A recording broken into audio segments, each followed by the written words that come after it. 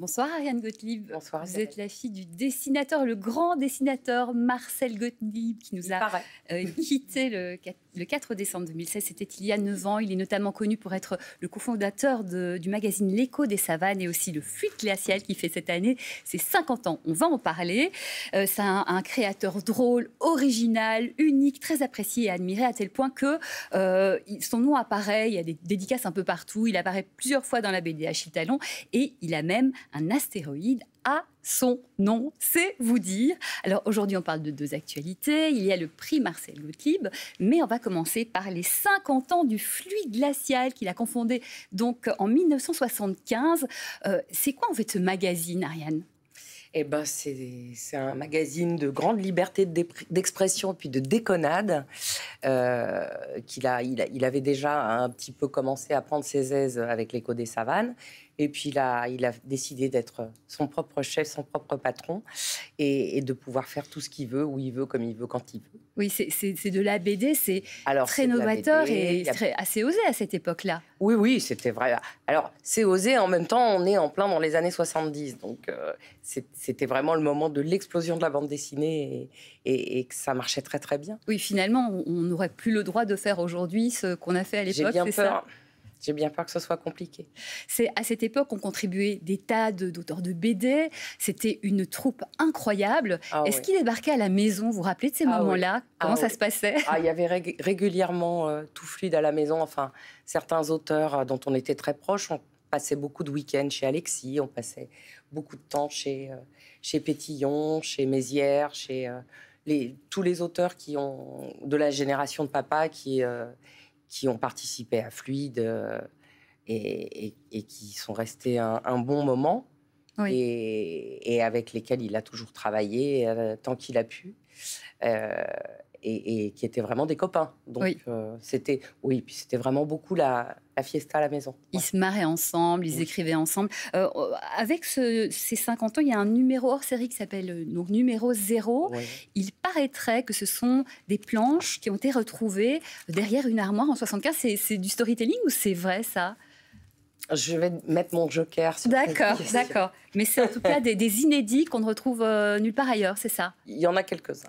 D'accord. Bon, à découvrir donc les 50 ans avec ce magazine. Superbe fakir que Jean Solé a dessiné à la manière de papa en souvenir du numéro 1 où c'était le fakir qu'avait dessiné papa qui était assis sur un clou. D'accord. Alors Ariane, vous nous avez fait l'honneur de nous envoyer des photos, votre album personnel. On va le feuilleter ensemble, si vous le voulez bien, avec cette première image de votre papa qui dessine. Il passait son temps à dessiner. Vous l'avez vu beaucoup dessiner ? Beaucoup. Beaucoup parce que c'était à la maison. Son bureau n'était jamais fermé. Moi, je rentrais de l'école, que ce soit la maternelle ou que ce soit plus tard. Et j'allais tout de suite foutre le Waze là-dedans. Je mangeais mon goûter dans son bureau et finalement, ça ne le dérangeait pas. Et vous me disiez même tout à l'heure en coulisses, jour et nuit, il dessinait, il ne s'arrêtait jamais, pas de vacances, il n'aimait pas les vacances, il voulait dessiner. Oui, c'était un vrai passionné. Il n'a jamais vraiment eu l'impression de travailler. Il a même imaginé qu'il était que c'était des vacances finalement pour lui de faire ça. Alors, il y a sa troupe, vous avez parlé de ses amis, notamment Claire Bretéché, Moebius. C'est des personnes, on va voir la photo, qui étaient importantes pour lui. Oui. Bon, Claire était très, très, très, très proche. Autrice de BD également. Absolument. Avec laquelle il a fondé l'Écho des Savanes avec Nikita Mandrika. Et Jean Giraud, Moebius, oui, ils étaient de toute façon. Ça, c'est une photo qui est tirée de l'anniversaire des 20 ans de Fluide, qui a donné lieu à une immense fête au Musée des Arts Forains. Et c'était fantastique. Tout le monde était sur des manèges. Enfin, c'était improbable. C'était complètement génial. Et il y avait un gros gâteau. Oui. On va tout de suite passer à une photo pour parler de la dérision, de l'humour de ce monsieur. Il adorait se mettre en scène. Il y a une photo que vous nous avez envoyée qui est assez rigolote. Alors là, déjà, c'est avec l'équipe de Nulle part ailleurs pour dire à quel point c'est une rockstar, en fait, finalement, votre papa. Il a quelques héritiers, effectivement. Mais bon, c'était réciproque. Papa adorait les nuls.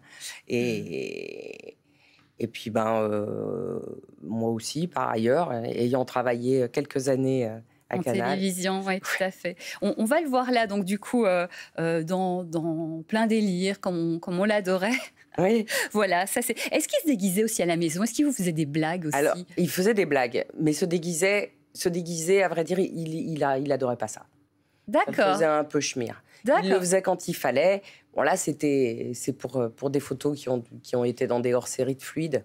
Et puis la couverture du pilote Fluide Glacial, les deux où il est comme ça, puis il s'est dessiné comme ça. Donc, oui. Donc il se prêtait au jeu. Alors, oui. photo plus personnelle, qui est très touchante, c'est vous. Alors, oui, ça, effectivement. Ah, ça, c'est le selfie, voilà. L'art du selfie. L'art du selfie, son humour. On dirait les Skype qu'on a en direct parfois sur France Info. Pardon, mais ça m'a fait penser à ça. Mais là, je ne pensais pas que vous alliez l'utiliser parce que c'est des photos que personne n'a jamais vues. Ah non, mais celle-là, elle me faisait trop rire. Ah bah ouais, non.